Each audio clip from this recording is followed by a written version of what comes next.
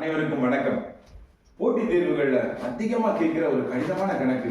ஆனால் அதை எளிமையாக போடுறது எப்படி நான் சொல்லித்தரேன். இந்த கணக்கு ஏற்கனவே பார்த்தது போல இருக்குல்ல?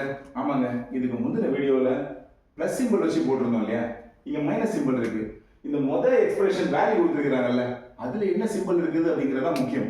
இப்போ இங்கே மைனஸ் சிம்பிள் இருக்கு, இதை மனசில் வச்சுக்கோங்க. இந்த மாதிரியான கணக்குகளை நம்ம சால்வ் பண்ணும்போது ஸ்கொயர் ரூட்டுக்குள்ள தான் நமக்கு ஆன்சர் வரும், சரியா? அப்போ ஸ்கொயர் ரூட் வெளியே போட்டு வச்சுக்கலாம். இதுக்கப்புறம் இந்த வேல்யூ இருக்கு இல்லையா, இந்த வேல்யூ ஸ்கொயர் பண்ணா என்ன வரும்? 3 ஸ்கொயர் எவ்வளவு? 9. ஃபர்ஸ்ட் எக்ஸ்பிரஷன்ல மைனஸ் இருந்தா நம்ம என்ன செய்யணும்? பிளஸ் சிம்பிள் போடணும்.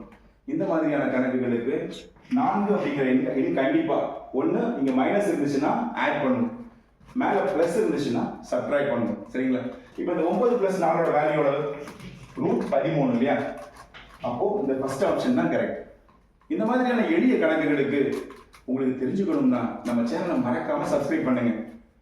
பெல் ஐக்கானை பிரஸ் பண்ண மறக்காதீங்க. காரணம், நாம எப்பெல்லாம் காணொலி பதிவிடுறோமோ அந்த காணொலி பதிவு உங்களை வந்தடையும்.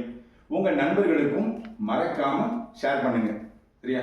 வர 14ஆம் தேதி தினசரி காலை 5 மணிலிருந்து 6 மணி வரைக்கும் நேரடி கணித வகுப்புகள் உங்களுக்காக சொல்லித்தரேன்.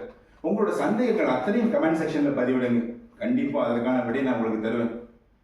யாரெல்லாம் இந்த லைவ் கிளாஸ்ல நேரடி ஒளிபரப்புல பங்கெடுக்கணும்னு நினைக்கிறீங்களோ மறக்காம எனக்கு மெசேஜ் பண்ணுங்க. அப்பதான் அந்த காணொலி பதிவுக்கான நேரலை லிங்கை உங்களுக்கு அனுப்ப முடியும். நன்றி.